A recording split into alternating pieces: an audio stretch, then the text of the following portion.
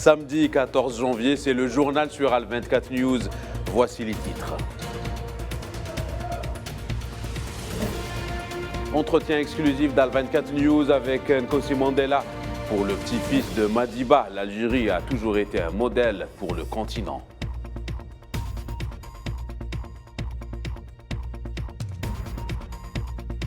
« 12e anniversaire de la révolution tunisienne, célébré sur fond de tensions socio-économiques.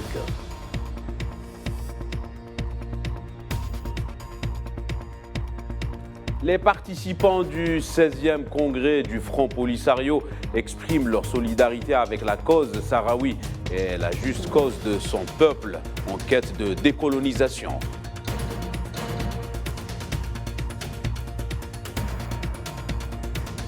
Dans la région, toujours, le Mali célèbre les 2 ans de la transition politique.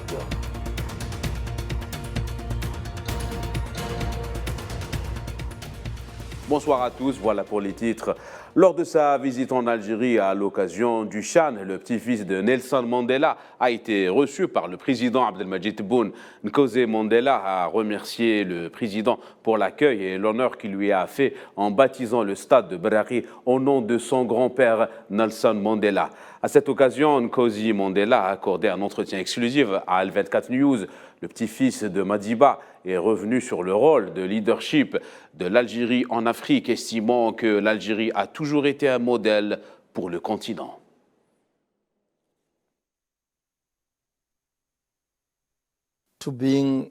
Continuez d'être l'étincelle qui illumine le continent africain. Beaucoup d'entre nous ont une haute opinion de l'Algérie car vous avez toujours été un modèle. Vous avez sacrifié 1,5 million de martyrs pour votre liberté. Vous ne vous êtes pas arrêté là, mais vous avez poursuivi votre soutien aux pays les plus pauvres du continent africain dans leur lutte pour la liberté. Et je pense que c'est ce genre de gouvernance et de leadership dont nous avons besoin en Afrique.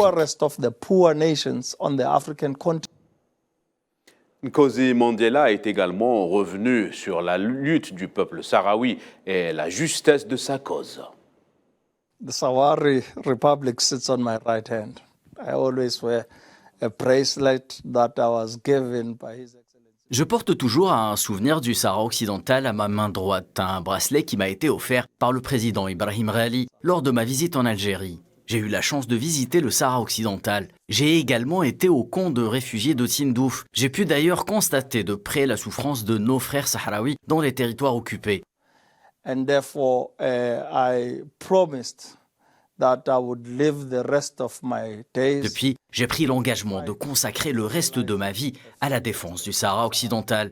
And it is heartbreaking that it could be one of our member states. Ce qui est malheureux, c'est qu'un membre de l'Union africaine soit l'occupant. Western Sahara. And I think this issue needs to be dealt head on. Je pense que ce problème doit être traité comme une priorité. En tant que Sud-Africains, nous défendons le droit du peuple sahraoui à l'autodétermination. For self-determination for the Sahrawi Republic. Et je rappelle que vous allez retrouver l'intégralité de cet entretien exclusif accordé à Al24 News ce soir à 21h.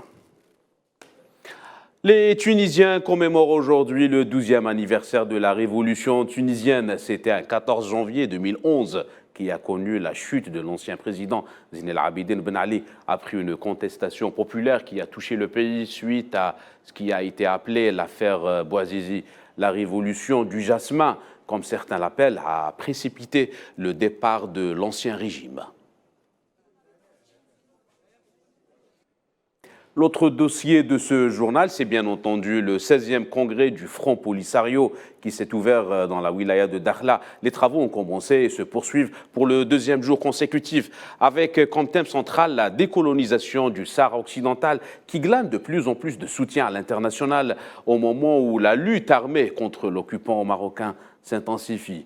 Les détails avec Lila Gertal.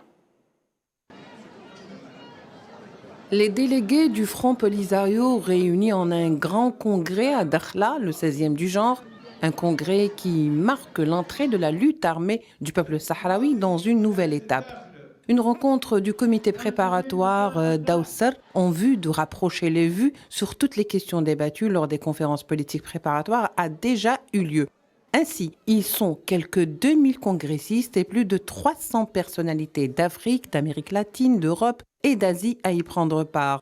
Le secrétaire général du Front Polisario, Brahim Rali, à la tête de la délégation, a assisté à l'ouverture. Il s'agit lors de ce congrès de réélire les dirigeants du Front Polisario avec Brahim Rali qui part favori. L'actuel chef du Front Polisario âgé de 73 ans jouit d'une grande adhésion et part assuré d'un renouvellement de confiance. Ce 16e congrès est le premier du genre après la reprise de la lutte armée en fin 2020, dira l'ambassadeur sahraoui en Afrique du Sud, Mohamed Yeslem Baïsat. Le Front Polisario, fort du soutien international, semble aller de l'avant et est loin du Front Polisario d'il y a quelques années car désormais, sa lutte est reconnue par tous.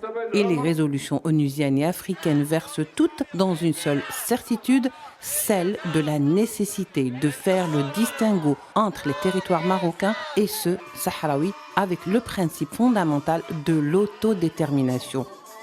Le Front Polisario a longtemps prôné et respecté le cessez-le-feu de 1991, mais devant la politique du fait accompli du Maroc, la reprise des armes en 2020 était une nécessité. Ce sommet s'inscrit dans le principe fondamental de la décolonisation comme seule solution pour le peuple sahraoui afin de recouvrer ses droits. Et je vous propose d'écouter la vice-présidente de l'intergroupe Sahara occidental de la Chambre européenne du Parlement. Bien soutenir les supports du peuple sahraoui et donner le support au Front Polisario parce qu'on a travaillé beaucoup des années avec toute la diplomatie sahraoui, soit en Espagne, soit à Bruxelles, mais surtout pour une cause que considère très juste contre l'oppression et l'annexion illégale du Maroc. Et aussi on a dénoncé la vulnération des droits humains qui fait le Maroc et la vulnération de la normative internationale qui fait le Maroc. Moi, j'ai eu l'occasion de participer aussi au sein des Nations Unies pour dénoncer l'oppression illégale et l'annexion du Maroc. Et maintenant, en qualité de député européen, on continue dans la défense du peuple sahraoui et de son autodétermination. Et on vient ici pour donner les supports pour le peuple sahraoui.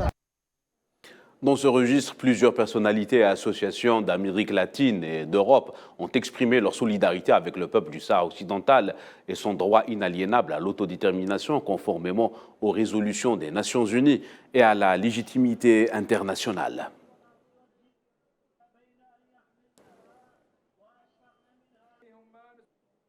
Les révélations concernant le Maroc-Gate retentissent scandale de corruption au sein du Parlement européen ne sont que la partie émergée de l'iceberg, dira le représentant du Front Polisario en France, Mohamed Sidati, soulignant que d'autres eurodéputés et institutions européennes sont impliqués dans ce vaste réseau de corruption dirigé par Rabat. Dans une déclaration à l'APS en marge des travaux du 16e congrès du Front Polisario qui se tient du 13 au 17 janvier dans la wilaya de Dakhla, dans les camps des réfugiés sahraouis. Il a relevé que cette situation a créé une sorte de statu quo concernant la question du Sahara occidental au sein du Parlement européen. Nous vous le disions en titre, le Mali célèbre ce samedi la première édition de la Journée nationale de la souveraineté retrouvée, jour déclaré, chômé et payé sur l'étendue du territoire national instauré par les autorités de la transition en souvenir de la grande mobilisation du 14 janvier 2022 contre les sanctions de la Communauté économique des États d'Afrique de l'Ouest, la CEDEAO.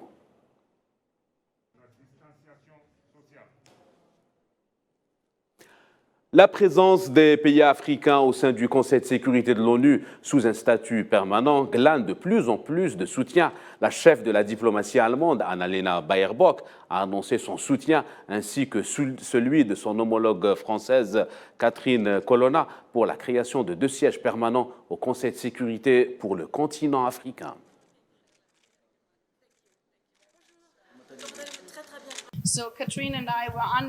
Catherine Colonna et moi soulignons que nous aussi, en tant que partenaires européens, que moi, En tant que ministre allemande des Affaires étrangères, nous voyons que le monde en 2023 n'est pas le monde après la Seconde Guerre mondiale. C'est pourquoi nous soutenons 2 sièges permanents au Conseil de sécurité, également pour le continent africain. Conflit en Ukraine, la capitale ukrainienne Kiev est de nouveau la cible de bombardements russes ainsi que d'autres régions d'Ukraine, notamment la deuxième plus grande ville du pays, Kharkiv, selon les responsables ukrainiens, tandis que l'incertitude demeure sur le sort de Soledar à l'est du pays, dont Moscou affirme avoir pris le contrôle après une bataille acharnée.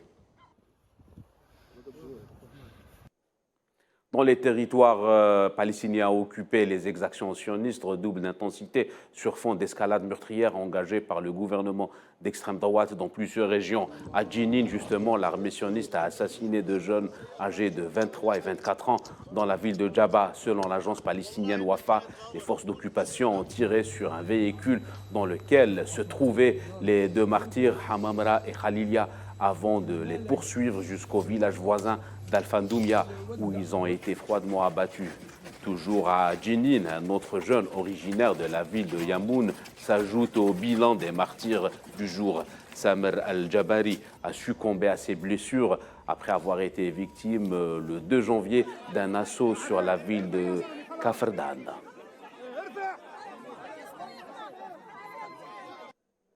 Et Palestine, toujours avec cette fois-ci la coopération avec l'Algérie dans le domaine des médias. Le ministre algérien de la communication, Mohamed Bouslimani, s'est entretenu avec son homologue palestinien, Ahmed Assaf, en marge des travaux de la 2e édition de la conférence des médias arabes qui se tient en Tunisie. L'entretien a porté sur les moyens de renforcer les relations de coopération liant les 2 pays dans le domaine des médias et de la communication.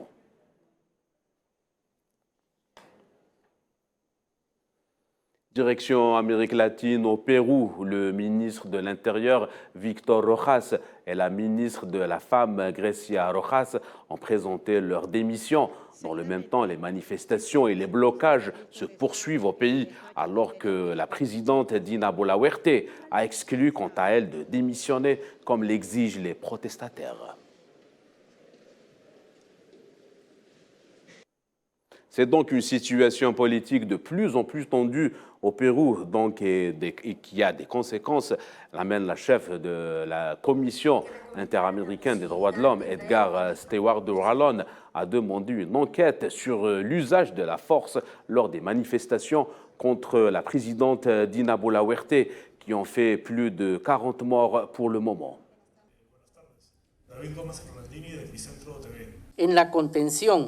Dans le cadre de la répression de certains actes de violence, la Commission a reçu des rapports faisant état de tirs aveugles sur des manifestants dans certaines régions comme Ayacucho, ainsi que d'autres rapports faisant état des tirs sur des points vitaux avec des armes létales et de gros calibre en violation du principe de l'usage graduel de la force. Sport football, 2e jour de la compétition du CHAN 2022 en Algérie. Pour le compte du groupe A, l'Éthiopie et le Mozambique ont fait un match nul, 0 partout, ce qui place l'Algérie en première position après sa victoire contre la Libye. Pareil pour le groupe B, le match Congo-Ouganda, qui s'est tenu au stade 19 mai à Annaba, s'est terminé par un nul, 0 partout. Et un autre choc de ce groupe, l'affiche Sénégal-Côte d'Ivoire, aura lieu à 20 h au stade 19 mai à Annaba.